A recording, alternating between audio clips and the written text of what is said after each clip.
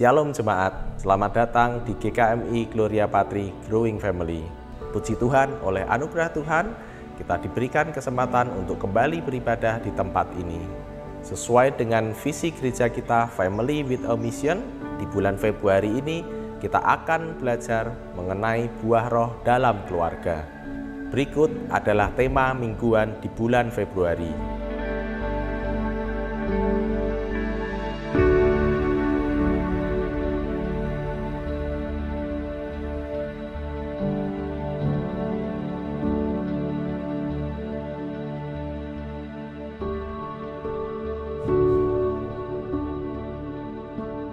Mari kita siapkan hati dan pikiran kita untuk beribadah di tempat ini.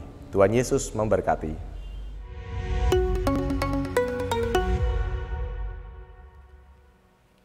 Selamat pagi jemaat yang dikasihi oleh Tuhan. Kita sangat bersyukur kepada Tuhan karena Tuhan masih menyatakan pertolongan, masih memberikan kasih karunia, kebaikan kepada kita semua sehingga kita bisa ada sebagaimana kita ada saat ini. Kita masih mengadakan ibadah secara online karena beberapa jemaat kita masih dalam pemulihan dan ada juga yang baru terpapar dengan COVID. Karena itu kita masih di dalam 1-2 minggu ini masih mengadakan ibadah secara online. Kita terus berdoa kiranya Tuhan beranugerah, berkasih karunia kepada kita semua sehingga di dalam waktu yang tidak terlalu lama kita kemudian bisa berkumpul bersama-sama mengikuti ibadah secara onsite. Jemaat yang dikasihi oleh Tuhan, pagi hari ini mari kita datang kepada Tuhan di dalam ibadah. Dimanapun saudara berada, datanglah dengan penuh sukacita dan bawalah hidup kita menjadi ibadah dan sekaligus persembahan yang kudus dan yang berkenan di hadapan Tuhan. Saya undang kita berdiri bersama-sama.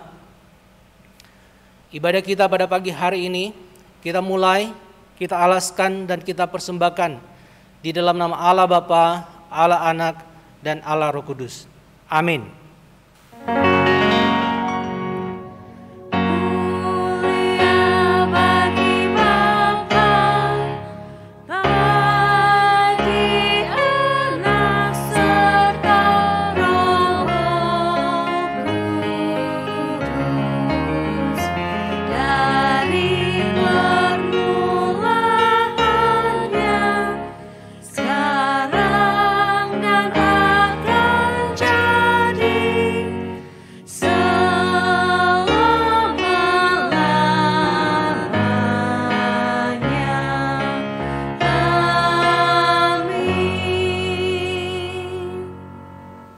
Dengarkanlah nas pembimbing di dalam ibadah pada pagi hari ini yang saya ambil di dalam Galatia pasal 5 ayat 24. Demikian bunyi firman Tuhan. Barang siapa menjadi milik Kristus Yesus, ia telah menyalibkan daging dengan segala hawa nafsu dan keinginannya. Ayat 25. Jikalau kita hidup oleh roh, baiklah hidup kita juga dipimpin oleh roh. Amin, amin, amin.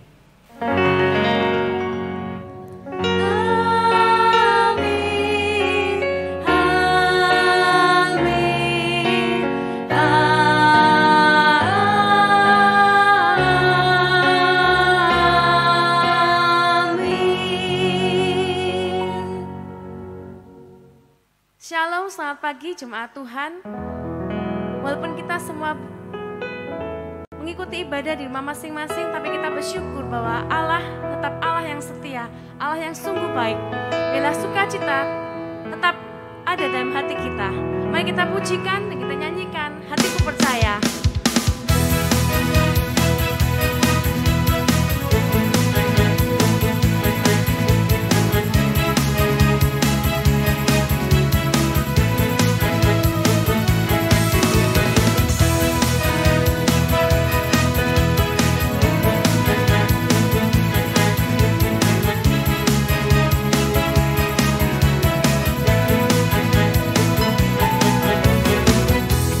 Tuhanlah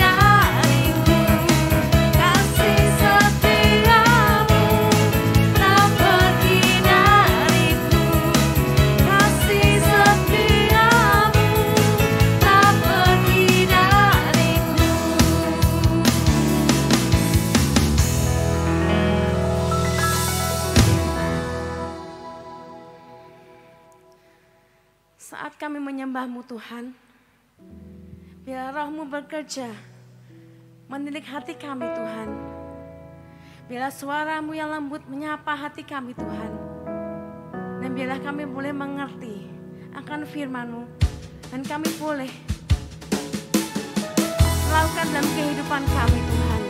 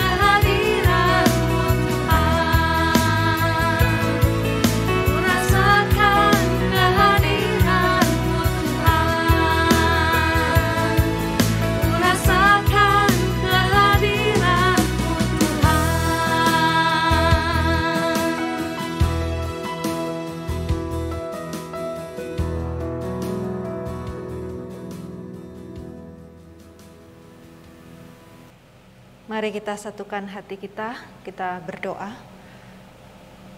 Ya Tuhan, betapa aku cintai, betapa kami cintai firman-Mu. Karena firman-Mu membentuk kami, membuat kami lebih memahami dan mengenal akan Engkau dan akan kehidupan, dan kami makin dewasa. Condongkanlah hati kami kepada firman-Mu, singkapkanlah keajaiban firman-Mu. Dan Roh Kudus, tolong ajari kami. Kami serahkan Tuhan waktu pemberitaan firman Tuhan. Di dalam nama Tuhan Yesus kami berdoa. Amin. Shalom dan selamat pagi Bapak Ibu dan jemaat yang kami kasihi. Kita bersyukur hari ini bisa kembali beribadah. Hari ini saya kebagian dari rangkaian atau tema seri Buah Roh. Kita akan menyelesaikannya di hari ini, di minggu terakhir bulan ini. Bapak Ibu, kita akan membaca Galatia pasal yang kelima ayat 22 sampai 25. Galatia pasal 5 ayat 2 sampai 25. Tetapi buah roh ialah kasih, sukacita, damai sejahtera, kesabaran, kemurahan, kebaikan, kesetiaan, kelemah lembutan, penguasaan diri. Tidak ada hukum yang menentang hal-hal itu. Barang siapa menjadi milik Kristus, ia telah menyalibkan daging dengan segala hawa nafsu dan keinginannya. Jikalau kita hidup oleh roh, baiklah hidup kita juga dipimpin oleh roh. Bapak Ibu dan saudara yang dikasihi Tuhan, ada 3 rasa, pakai istilahnya Bapak Robi Setiawan ya. Buah roh itu singular atau tunggal, bukan buah-buah roh, tapi ada rasa. Dan kali ini kita membahas 3 rasa yang disebutkan terakhir dalam kitab Galatia, yaitu kesetiaan, kelemah lembutan, dan penguasaan diri. Bapak Ibu, penting satu hal saya sampaikan di awal, bahwa buah adalah hasil dari kehidupan. Ini pointernya macet lagi ya. Buah adalah hasil kehidupan. Sesuatu itu pasti berbuah kalau ada sesuatu yang hidup. Sesuatu yang hidup, sesuatu yang bertumbuh, pada akhirnya konsekuensinya, dampaknya tidak bisa tidak adalah berbuah. Jadi ini pegang dulu di awal, buah itu adalah hasil kehidupan. Kalau seperti tanaman, jadi saya senang dengan metafora memakai kata buah. Kalau seperti tanaman atau pohon atau tanaman yang hidup, yang bertumbuh, tidak bisa tidak terelakkan, pasti dia berbuah. Sekali lagi ya, ini slogan yang penting, buah itu adalah hasil dari kehidupan. Nah Bapak Ibu, kita akan bahas satu-satu 3 rasa buah, yaitu kesetiaan, kelemah lembutan, dan penguasaan diri. Apakah Anda seorang yang setia? Saya mungkin, seingat saya sudah pernah ceritakan sedikit ya. Pada waktu saya diundang khotbah di satu waktu di komunitas Pasutri, saya tanya di awal khotbah saya, siapa di sini suami-suami yang setia? Mereka semua angkat tangan. Siapa di sini istri-istri yang setia? Semua angkat tangan. Tapi setelah saya berkhotbah, di akhir saya tanya, saya undang mereka bangkit berdiri. Siapa di sini yang suami-suami setia? Enggak ada yang angkat tangan. Siapa di sini istri-istri yang setia? Enggak ada yang angkat tangan. Lalu saya naikkan pujian dan mereka nangis semua. Bapak Ibu, apa sih sebenarnya setia itu? Yang menarik di sini, kata yang dipakai oleh Paulus di kitab Galatia.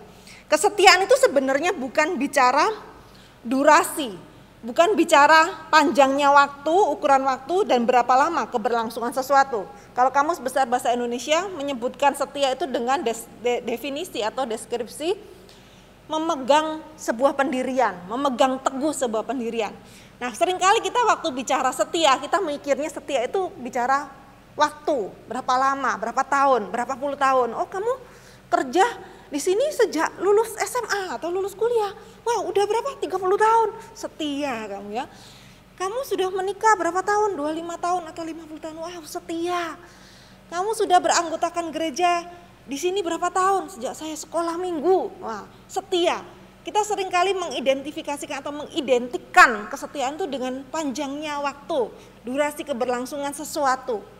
Nah, tapi menarik tadi ya saya katakan, Paulus menggunakan kata pistis. Dalam bahasa Yunani pistis. Pistis itu umumnya, seringnya atau tepatnya diterjemahkan itu iman. Tapi Galatia menyebutkannya dengan kesetiaan.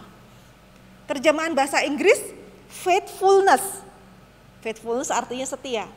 Di dalam kata faithfulness ada kata faith juga, ya. Bahasa Yunani pistis yang artinya iman, tapi diterjemahkannya kesetiaan. Bahasa Inggris pakai faithfulness, ada kata faith-nya di dalam. Nah kalau melihat ke perjanjian lama, bahasa Ibrani bicara setia, ada beberapa kata yang dipakai, bisa emunah, bisa beberapa ya kata ya, yang lalu diterjemahkannya setia, kemudian murah hati dan sebagainya, kemurahan Tuhan dan sebagainya. Tapi ada satu kata yang terus dipakai khususnya di Mazmur banyak sekali, yaitu keset. Bukan keset kaki ya, keset. Ini nggak tahu bacanya yang tepat seperti apa, keset. Yang diterjemahkan oleh Mazmur LAI itu kasih setia. 2 kata, padahal itu cuma 1, keset.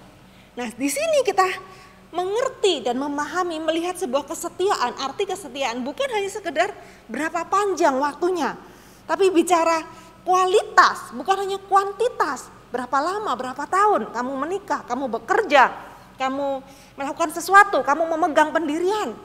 Seberapa teguh bukan, tapi berapa lama engkau memegang teguh, ya. Tapi lebih kepada kualitas, lebih kepada mutu, lebih kepada keunggulan. Sikap yang dikerjakan secara intens dan persisten. Jadi di dalam kesetiaan dan berapa panjang yang kita anggap diri kita setia itu, harus di dalamnya ada unsur pistis tadi, iman, ada unsur kasih, ada unsur kebaikan, belas kasihan yang gigih dan terus menerus. Kasih dan setia. Kalau setia aja secara waktu itu bukan keset. Tapi kalau kasih, sangat mengasihi, sangat penuh kebaikan dan belas kasihan, tapi cuma sebentar, sesaat, itu juga bukan keset. Tapi bicara kesetiaan, bukan sekedar keberlangsungannya berapa lama, tapi di dalam keberlangsungan kesetiaanmu itu ada hal-hal intens dan persisten. Iman, ketabahan, kebaikan, kemurahan, belas kasihan, kasih, baru kita bisa sebut diri kita tuh setia. Nah, maka itu setelah saya berkhotbah di salah satu gereja itu, saya tanya, Anda kalau bicara waktu setia, tapi bicara intens dan isi kualitas dari kesetiaan waktu Anda itu, apakah Anda sudah sungguh-sungguh membangun iman, penuh belas kasihan, perhatian, cinta dan sebaiknya kepada pasangan Anda? Mereka semua tidak berani angkat tangan. Jadi kesetiaan itu lebih kepada kualitas, bukan sekedar kuantitas. Ini menjadi pertanyaan kita sekali lagi pada pagi hari ini yang mengaku diri setia. Apakah kita sungguh-sungguh setia? Apa cuma sekedar waktu? Apakah sekedar mempertahankan pernikahan, mempertahankan pekerjaan kita, tapi di dalamnya tidak ada mutu dan keunggulan yang bisa dirasakan oleh orang-orang di sekitar kita. Lalu kata atau rasa yang kedua adalah kelemah lembutan. Tadi saya tanya di awal, apakah Anda seorang yang setia? Sekarang saya tanya lagi, apakah Anda seorang yang lemah lembut? Seringkali orang kalau tadi setia mengidentikan dengan durasi atau panjang waktu keberlangsungan sesuatu, kelemah lembutan juga orang sering mengidentikan dengan sesuatu yang sedikit kurang tepat, yaitu bicara tentang penampilan atau perilaku yang halus, sopan dan tenang, ya. Semua perempuan pasti ingin jadi perempuan yang lembut. Karena apa ya, kelihatannya itu kayak perempuan banget gitu loh ya. Ngomongnya pelan, nggak bisa marah, jalannya juga teratur, pakaiannya juga, cara berpakaiannya itu mungkin roknya panjang, ya, rambutnya juga panjang. Jadi orang sering mengidentikan lemah lembut dan kelembutan tuh, oh itu ibu itu lembut ya. Kalau saya sih mungkin nggak ada yang ngomong saya lembut ya. Kok tahu lembutnya, cara ngomongnya, berbahasanya, berperilakunya, semuanya kalem, halus dan sebagainya. Nah, tetapi bicara kelemah lembutan, kata yang dipakai itu bukan weakness, tapi meekness. Kalau halus, lembut itu bukan tidak baik, tapi ada sedikit bayangan gambaran terkesan lemah. Ya, tidak bisa ditindas, sabar terus, nggak bisa dimarahin. Ngalah terus ya, lembut, nggak bisa teriak, nggak bisa tegas, nggak bisa menantang, itu lembut. Itu ada kesannya weakness, lemah. Tapi kelemah lembutan yang dimaksud dalam Galatia ini adalah meekness. Kelemah lembutan justru bukanlah kelemahan, tetapi kekuatan batin. Justru lemah lembut itu kuat sekali. Nah, ciri orang lemah lembut adalah lentur dan mudah dibentuk. Dia begitu lembutnya sehingga dia tuh bisa dibentuk dan diarahkan. Bukan tipe orang yang membangkang dan melawan, tidak terima. Tapi ketika Tuhan dan Roh Kudus dan firman Tuhan bekerja dan berbicara, hatinya itu penuh dengan kerelaan lentur, mau dibentuk. Aku mau dibentuk. Dan penuh ketundukan atau submisif. Jadi sekali lagi kelemah lembutan tuh bukan seseorang dengan suaranya yang halus, seorang yang tidak bisa marah, seseorang yang cara jalannya atau cara berpakaiannya, atau perempuan yang rambutnya lurus panjang gitu ya. Sehingga seorang yang rambutnya pendek, pakaiannya tidak feminim misalnya dengan pakaian jeans atau celana panjang, lalu suaranya itu kencang, tegas, keras, orangnya belum muncul, suaranya udah kedengaran, lalu kita bilang, wah itu nggak lemah lembut. Saya pengertian lemah lembut itu bukan seperti itu, bukan sekedar yang kelihatan di luar, tapi justru yang di dalam. Nah, saya paling suka dengan gambaran ini. Ya, seorang balerina itu selalu dianggap anggun, cantik, lemah gemulai, lembut sekali.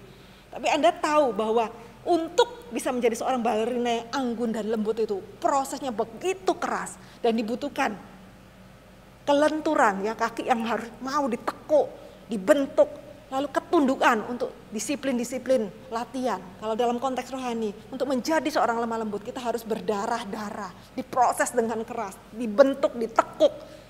Kita harus membiarkan diri kita rela dengan lentur dan kita tunduk, maka terjadi dan terbentuk suatu sikap hidup, sikap hati yang lemah lembut. Jadi sekali lagi, lemah lembut itu bukan apa yang sekedar kelihatan, tapi kekuatan yang di dalam. Lalu yang terakhir adalah penguasaan diri. Penguasaan diri bukan bicara tentang kita tidak melakukan sesuatu yang kita ingin lakukan. Ya, biasa kita penguasaan diri, kendalikan dirimu. Kita ingin sesuatu, kita ingin melakukan sesuatu, tahan, jangan, kendalikan. Tapi bukan sekedar itu. Di sisi satunya, tetapi juga sebaliknya, melakukan sesuatu yang kita tahu itu benar, kita tahu itu perlu, kita tahu itu baik, tapi kita enggan atau kita tidak mau melakukannya.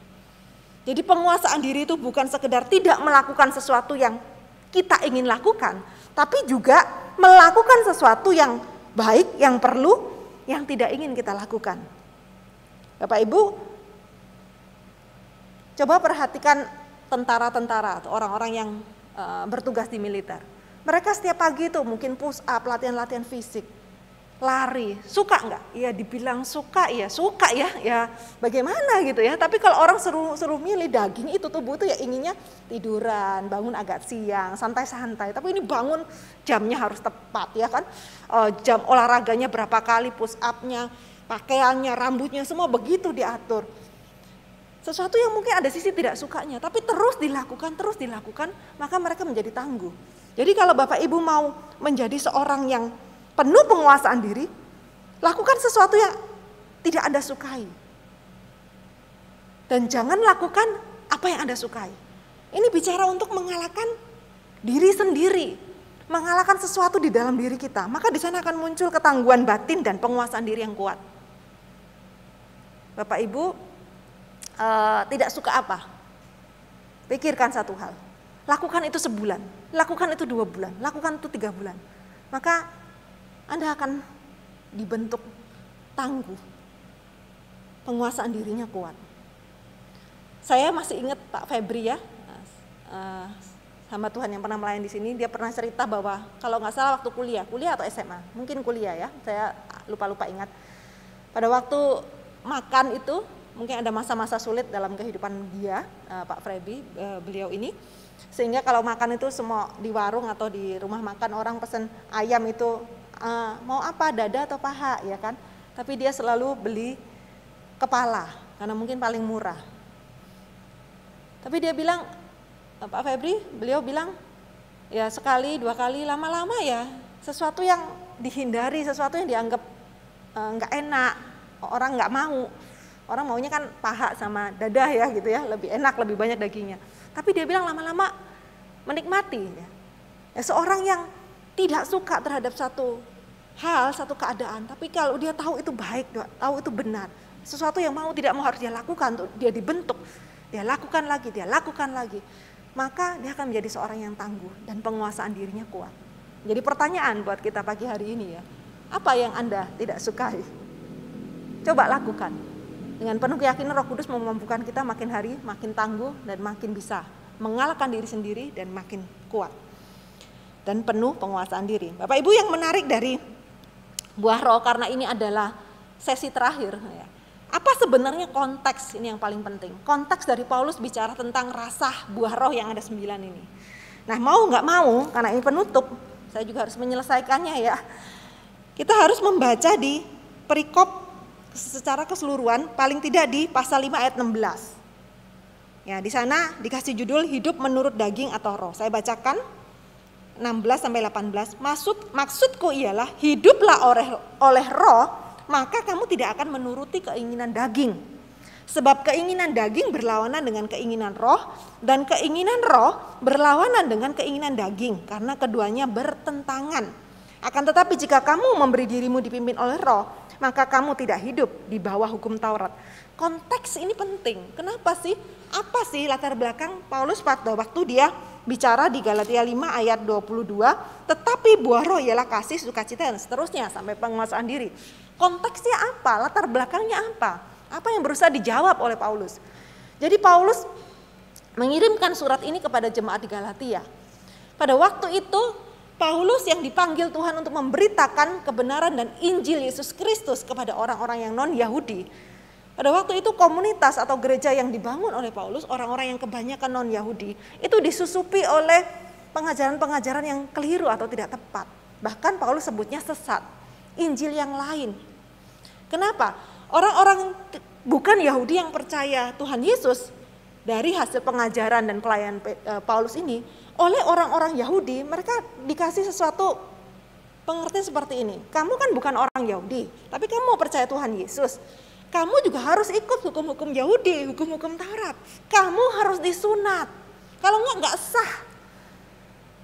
Nggak bisa kamu. Nah, disinilah Paulus menjawab melalui surat Galatia.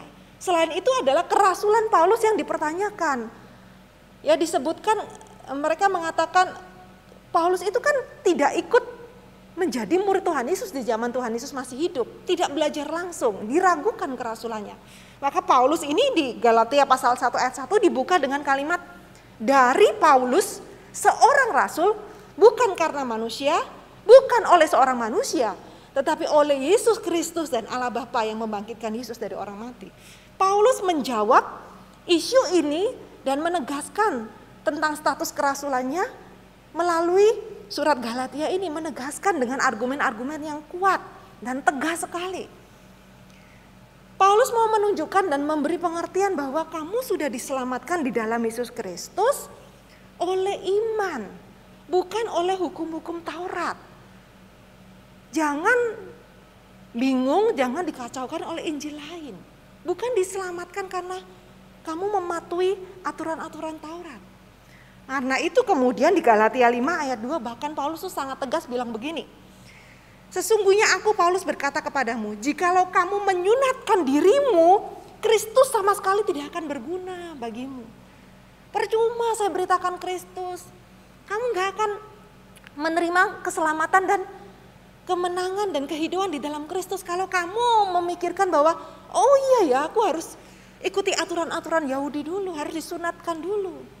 Bahkan lebih tegas lagi di Galatia 5 ayat 4 Paulus berkata loh, kamu lepas dari Kristus. Jikalau kamu mengharapkan kebenaran oleh hukum Taurat, lepas. Kenapa? Karena hari ini pun isu-isu seperti ini masih membingungkan. Saya dulu bilang sama teman saya, aku kok pengen ya lebih sabar, lebih rendah hati, lebih lembut. Terus teman saya mau rendah hati lebih rendah hati sampai seberapa sih? Mau lebih sabar dan mengasihi seberapa sih? Lalu saya tanya apa sih tujuannya? Ya kayak kepingin mencapai sesuatu, lebih dicintai Tuhan, lebih diperkenan dan mungkin karena saya merasa itu dengan begitu saya diselamatkan. Tapi ingin lebih dekat dengan Tuhan, tapi justru Paulus menegaskan, kamu lepas dari Kristus bukan dekat.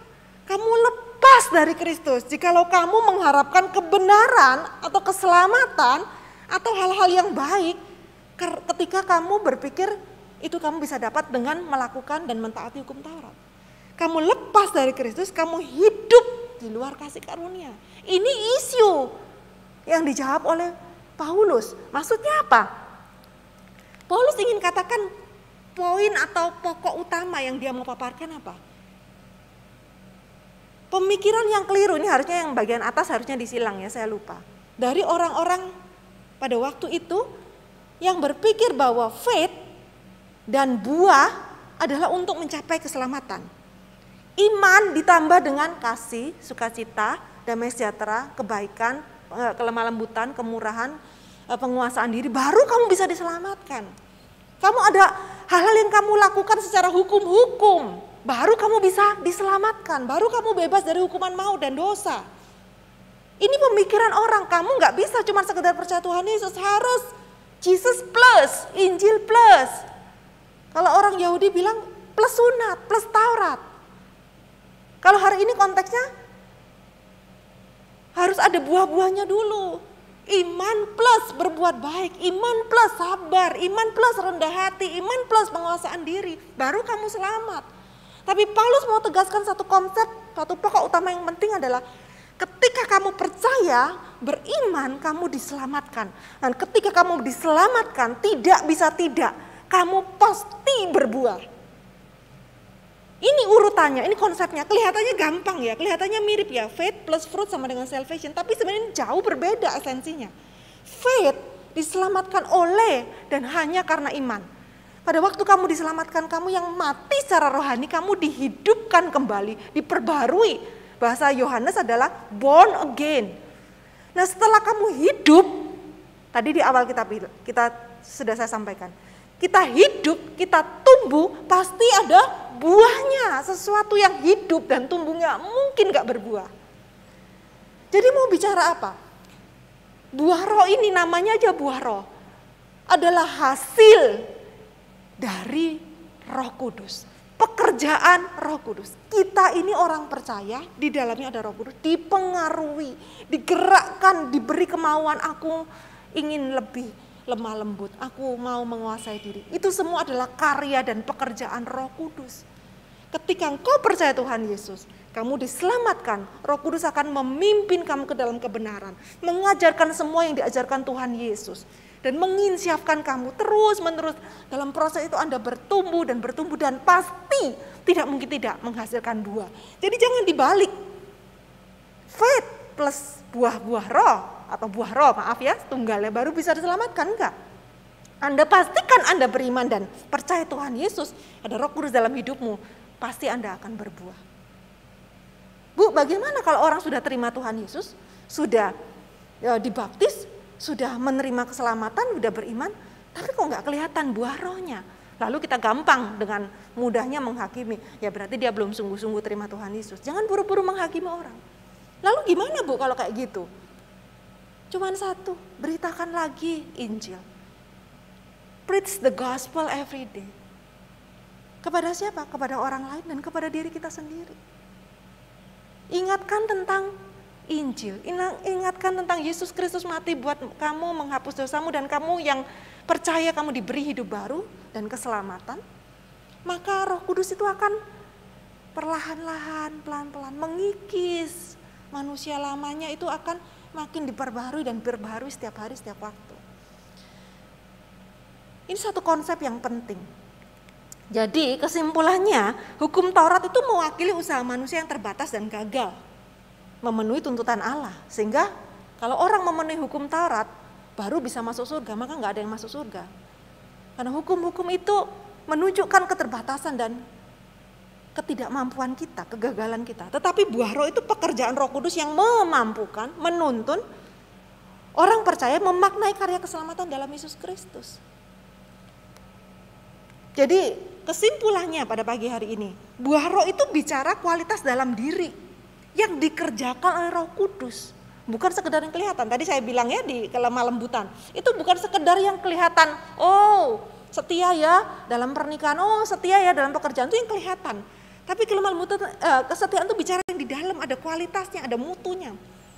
Lalu tadi bicara tentang kelemah lembutan, bukan yang kelihatan melambai-lambai cara bicara, enggak, tapi di dalam kekuatan batin yang diproses dengan kita rela dengan lentur dibentuk oleh Tuhan. Penguasaan diri juga bukan sekedar yang kelihatan, tapi mengalahkan dirimu sendiri.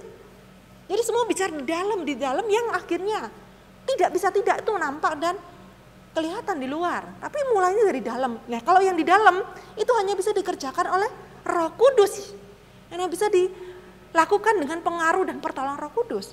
Jadi ini yang mau dipaparkan oleh Paulus. Membandingkan hidup oleh daging dan hidup oleh roh. Hidup oleh daging itu hukum Taurat. Tapi buah roh itu hasil, bukan hukum loh. Hasil sebuah kehidupan. Maka kenapa? Saya tadi mikir, kenapa kok buah roh, tetapi buah roh ialah kasih, sukacita dan seterusnya. Kenapa enggak buah-buah roh? Karena hasil tuh banyak. Oh, kita bisa sebut rasa, tapi hasil buah roh itu bukan sekedar kasih, sukacita dan seterusnya sampai penguasaan diri. Ada apa? Buah itu bisa lebat, hasil itu bisa lebat. Ada kerendahan hati tidak disebut, ada ketaatan, ada mencari keadilan, ada mau berkorban. Jadi buah roh itu adalah hasil, bukan hukum-hukum. Kalau hukum-hukum ya 9, ya ini patokannya 1, 2, 3, 4, 5, 6, 7, 9. Kamu sudah 1, naik lagi 2, capai lagi 3. Ya hukum atau aturan itu ada nomornya, ada jumlahnya. Pancasila sih bukan hukum ya. Tapi ada 5 sila, undang-undang nomor sekian, peraturan presiden, peraturan pemerintah nomor sekian. Itu hukum, ada nomornya, ada batasannya. Tapi hasil itu berbuah lebat dan makin dirasakan dan dialami dan berdampak. Hasil, buah roh itu hasil, bukan hukum. Hukum-hukum itu menggambarkan keterbatasan dan kegagalan manusia. Tapi hidup oleh roh menggambarkan Roh Kudus yang memampukan, yang pasti bisa mengerjakan di dalam diri kita. Saya mau tutup dengan sedikit kesaksian. Ya, saya sudah pernah saksikan ini dan saya tahu beberapa orang ingat salah satu lagu pertobatan saya adalah Seperti Rusa Rindu Sungai. Bapak Ibu, ketika saya belum kenal Tuhan Yesus, bahkan sampai saya sekolah teologi pun, saya ini dikenal sebagai macan betina. Kenapa? Saya ini temperamental sekali. Saya suka marah, bahkan masa saya SMP, SMA itu saya kalau marah itu pasti saya membanting barang. Saya masih ingat bertengkar dengan cici saya jengkel, saya nggak bisa melakukan apa-apa, saya ambil benda, saya lempar dan kena lemari kaca pakaian kami dan kacanya itu rusak atau pecah. Saya masih ingat kejadian itu. Karena di dalam diri saya itu ada ketakutan dan kemarahan dan luka batin ya. Kalau secara psikologi saya nggak bahas di sini, yang harus dicari dan digali lapisan demi lapisan. Dan metode pertahanan saya itu dengan marah, dengan menunjukkan saya tidak mau ditindas, saya tidak mau dimanipulasi. Saya ini macan betina Bapak Ibu. Tapi ketika saya percaya Tuhan Yesus, enggak otomatis langsung jadi rusa. Dibaptis langsung lembut, enggak. Ya lembut sih sebentar aja. Tapi kemudian muncul pemicu, ya muncul lagi metode pertahanan saya. Marah, keras, dan sebagainya. Membangkang. Ya itu ya tidak lemah lembut. Tidak bisa mengontrol emosi dan sebagainya. Berjalannya waktu 5 tahun, 10 tahun. Total saya sejak percaya Tuhan itu sudah berapa ya, dari tahun 97 itu, berapa puluh tahun. Saya tidak katakan saya sekarang ini seorang yang sangat lembut, enggak. Masih ada sisa-sisa macannya, masih ada Bapak Ibu. Nah, jangan dekat-dekat ya Bapak Ibu ya. Kalau lagi enggak mood bisa muncul ini macannya, aumnya. Tapi kalau Bapak Ibu ketemu saya 20, 30 tahun yang lalu, Anda enggak akan percaya. Saya sangat keras. Saya mudah marah.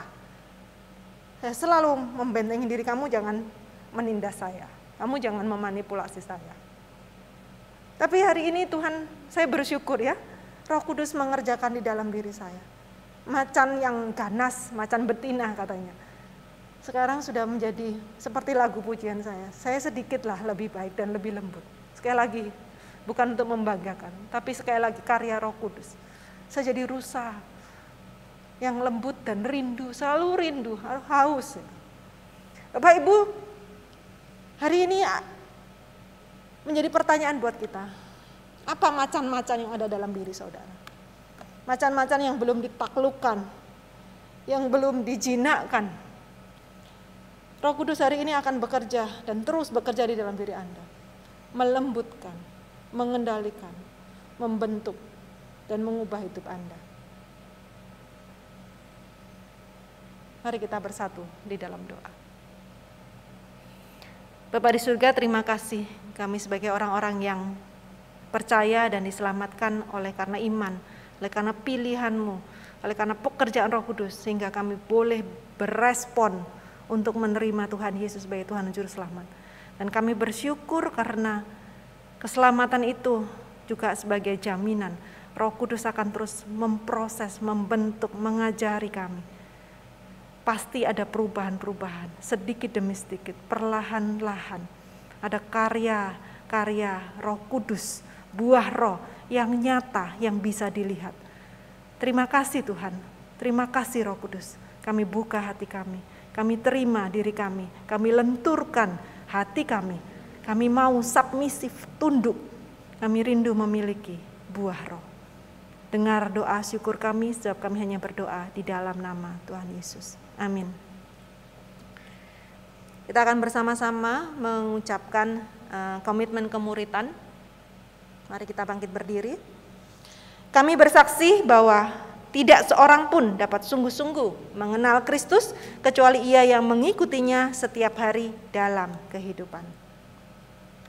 Kami segenap keluarga besar GKMI Gloria Patri mengucapkan terima kasih kepada Ibu Foni Rumakit atas pelayanan firman Tuhan dalam kebaktian umum pagi ini. Kiranya Tuhan Yesus senantiasa memberkati pelayanan Ibu dan keluarga. Warta Jemaat Minggu 27 Februari 2022. Yang pertama, kebaktian Rabu Abu, mengundang jemaat bergabung dalam kebaktian Rabu Abu yang diadakan secara online pada hari Rabu 2 Maret pukul 18 melalui YouTube GKMI Gloria Patri. Kiranya menjadi perhatian jemaat. Yang kedua, pendaftaran kelas baptisan dan pernikahan. Telah dibuka pendaftaran kelas katekisasi baptisan dan pernikahan. Jemaat yang ingin mengikuti dimohon mengisi formulir pendaftaran. Formulir dapat diambil di kantor TU Gereja. Kelas katekisasi baptis dan pernikahan akan dimulai pada bulan Maret 2022. Kiranya menjadi perhatian jemaat. Yang ketiga, kebaktian pemberkatan nikah. Setelah diumumkan selama 2 minggu berturut-turut dan tidak ada keberatan yang sah dari sidang jemaat, maka pada hari Senin 28 Februari 2022 pukul 10 di GKMI Gloria Patri akan dilangsungkan kebaktian pemberkatan nikah atas diri Saudara Immanuel Ari Wahyu Hidayat dengan Saudari Carin Sel Febriani Soleka. Keduanya anggota GKMI Gloria Patri. Kiranya jemaat mengetahui serta mendukung dalam doa. Yang keempat, berita kelahiran. Hamba Tuhan, Majelis Jemaat dan Jemaat GKMI Gloria Patri mengucapkan selamat kepada yang pertama, Bapak Roy Hendrawan Adi Lugito dan Ibu Yeyen Suryadi atas kelahiran anak kedua, Justin Ravelo Adi Lugito, pada hari Jumat 18 Februari 2022 di Jakarta. Yang kedua, Bapak Andre Budianto dan Ibu Jessica Lorenzi atas kelahiran Salvino Sionatan, anak laki-laki pertama, pada hari Jumat 25 Februari 2022 di Panti Wilasa Citarum.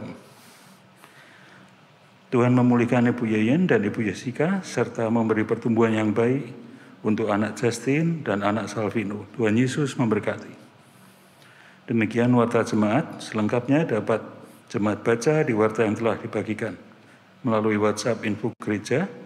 Selamat hari Minggu, Tuhan Yesus memberkati.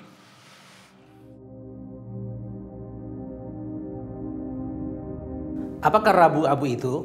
Mungkin ada beberapa di antara kita yang belum mengerti mengapa kita melakukan kebaktian Rabu Abu ini. Atau mungkin ada yang mengira bahwa Rabu Abu adalah tradisi dari gereja Katolik yang kemudian diadopsi oleh gereja Protestan seperti kita ini. Apakah begitu? Ternyata tidak. Baik, saya akan memberikan penjelasan secara singkat mengenai Rabu Abu ini. Kebaktian Rabu Abu ini sebenarnya sudah menjadi bagian dari liturgi gerejawi. Dalam liturgi gerejawi ini, Rabu Abu mengawali dimulainya masa Prapaskah di mana umat mengonfirmasi pertobatan mereka. Dalam Perjanjian Lama, penggunaan abu dalam liturgi mempunyai makna perkabungan, kefanaan, dan pertobatan. Sebagai contoh, dalam kitab Ester, ketika Raja Persia yang bernama Ahasiweros menuruti permintaan Haman untuk membunuh semua orang Yahudi yang ada dalam kerajaan Persia, maka Mordekai mengenakan kain kabung dan abu. Dia berkabung. Dalam kitab Ayub yang kisahnya ditulis antara abad ke-7 dan abad ke-5 sebelum Masehi, di sana menyatakan bagaimana Ayub duduk dalam debu dan abu karena menyesal. Di kitab Daniel, dalam nubuatnya tentang pembuangan orang Yahudi ke Babel, Daniel menulis, "Lalu aku mengarahkan mukaku kepada Tuhan Allah untuk berdoa dan bermohon sambil berpuasa dan mengenakan kain kabung serta abu." Di dalam kitab Yunus, sesudah Yunus menyerukan agar orang berbalik kepada Tuhan dan bertobat, kota Niniwe memaklumkan puasa dan mengenakan kain kabung, dan raja menyelubungi diri dengan kain kabung lalu duduk di atas abu. Nah, contoh-contoh dari perjanjian lama di atas merupakan bukti atas penggunaan abu yang melambangkan perkabungan, kesementaraan, dan pertobatan. Saudara, selain itu, gereja mula-mula juga mewarisi penggunaan abu untuk alasan simbolik yang sama. Pada waktu itu umat diwajibkan untuk menyatakan penyesalan, pertobatan mereka di hadapan umum, dan imam akan menaruh abu di kepala mereka setelah pengakuan mereka. Gereja di abad pertengahan juga menggunakan abu untuk menandai permulaan masa tobat prapaskah. Umat diingatkan akan kefanaan hidup dan diajak untuk menyesali dosa-dosanya. Dan sejak saat itu abu dipergunakan untuk menandai permulaan masa prapaskah, yaitu masa persiapan selama 40 hari tidak termasuk hari Minggu menyambut Paskah. Nah, sekali lagi, penggunaan abu ternyata adalah tradisi Alkitab yang dimaknai sebagai ungkapan yang sungguh atas perkabungan, kesementaraan, dan pertobatan. Pada masa kini, kebaktian Rabu Abu ini mempergunakan abu yang berasal dari daun-daun palem yang dipakai pada perayaan Minggu Palma tahun sebelumnya yang telah dibakar. Pendeta mendoakan abu tersebut dan menorehkan pada dahi umat dengan membuat tanda salib dan berkata, "Ingat, engkau berasal dari debu dan akan kembali menjadi debu," atau "Bertobatlah dan percayalah kepada Injil." Di masa pandemi, dalam kebaktian online ini, maka kita akan melakukan dengan cara berbeda, yaitu kita akan saling menorehkan abu di dahi.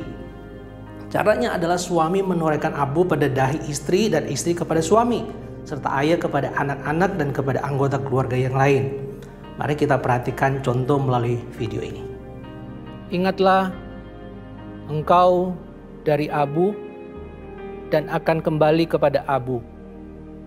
Bertobatlah dan hiduplah dengan anugerah daripada Tuhan.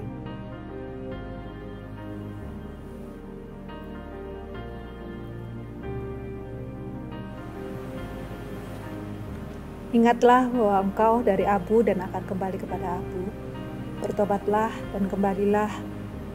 Memohon anugerah Tuhan, diampuni segala kesalahanmu, dan hidup benar dan kudus sesuai kebenaran firman Tuhan.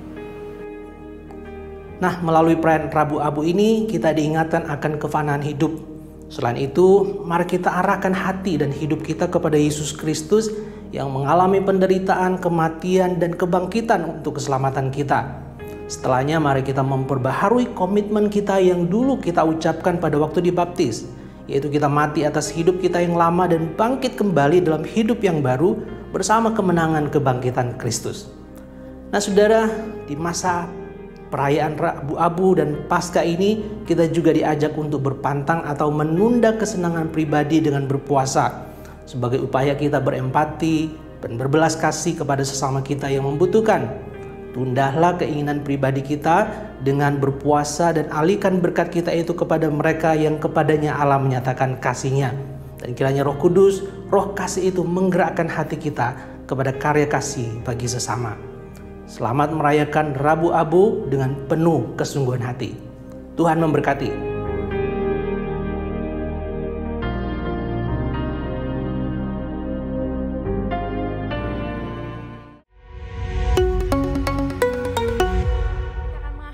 Kita pagi hari ini Biarlah buah roh terus terpancar dalam kehidupan kita.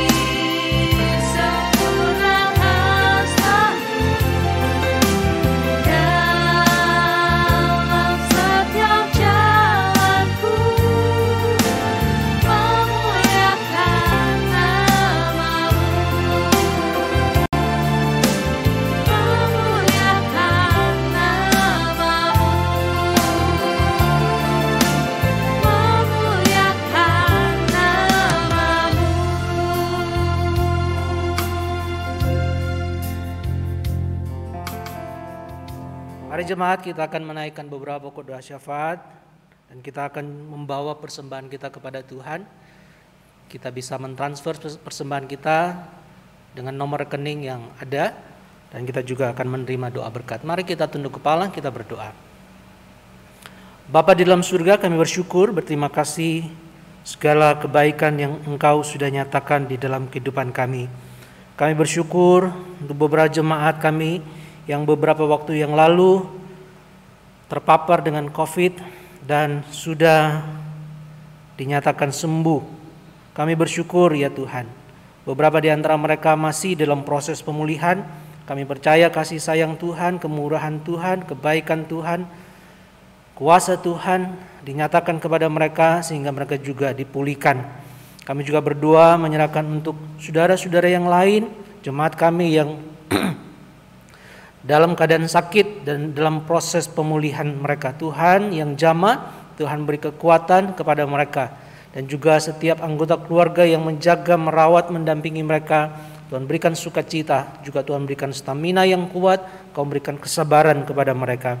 Terima kasih Tuhan. Kami tetap memohon anugerah Tuhan. Biarlah penanganan COVID di negara kami dan seluruh dunia boleh menghasilkan sesuatu yang baik. Pandemi ini boleh berakhir. Beri hikmat bijaksana bagi pemerintah kami dalam mereka menangani COVID ini. Kau juga memberkati ya Tuhan upaya-upaya yang sedang dilakukan, upaya perdamaian dunia karena perang yang terjadi antara Rusia dan Ukraina. Tuhan tolong, Tuhan yang intervensi hati setiap pemimpin yang terlibat di dalamnya. Engkau yang menggerakkan hati. Firman-Mu berkata, Engkau yang memegang hati raja dan menggerakkan kemana arahnya. Kiranya Tuhan yang berdaulat, Engkau sendiri yang menyatakan kasih kepada mereka sehingga muncul di dalam hati keinginan mereka adalah keinginan untuk menjaga perdamaian dunia. Engkau runtuhkan ego kesombongan pribadi mereka.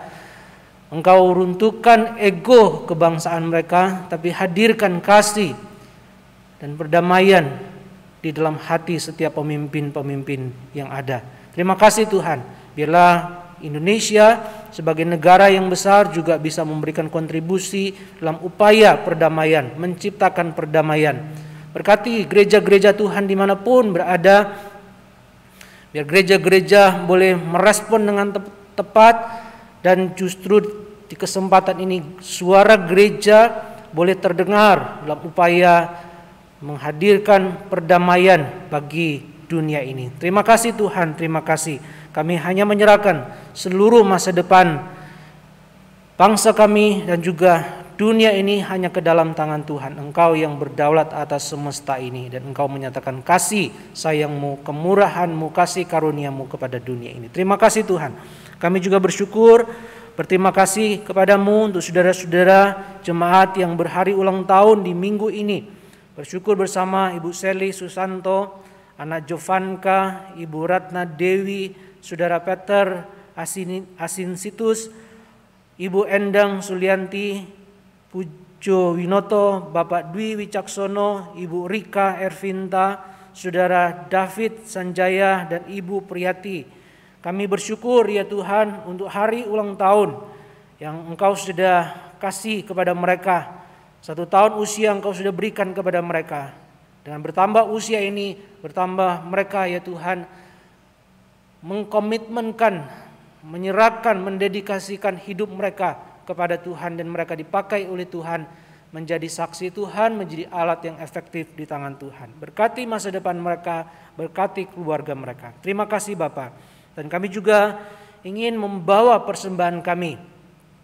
Kiranya persembahan ini adalah bentuk rasa syukur kami atas cinta kasih sayang Tuhan. Rasa syukur kami atas pemeliharaan Tuhan. Rasa syukur atas berkat-berkat yang sudah Tuhan berikan kepada kami sepanjang hidup kami. Biarlah persembahan ini boleh dipakai oleh Tuhan untuk kemuliaan nama Tuhan, menjadi berkat untuk kerajaan Tuhan. Terima kasih kami akan membawa persembahan kami dengan sukacita. Sekarang jemaat, mari bangkit berdiri, arahkan hatimu kepada Tuhan dan terimalah berkat dari Tuhan. Tuhan memberkati engkau dan melindungi engkau. Tuhan menyinari engkau dengan wajah-Nya dan memberi engkau kasih karunia. Tuhan menghadapkan wajah-Nya kepadamu dan memberi engkau damai sejahtera mulai sekarang sampai selama-lamanya. Haleluya. Amin.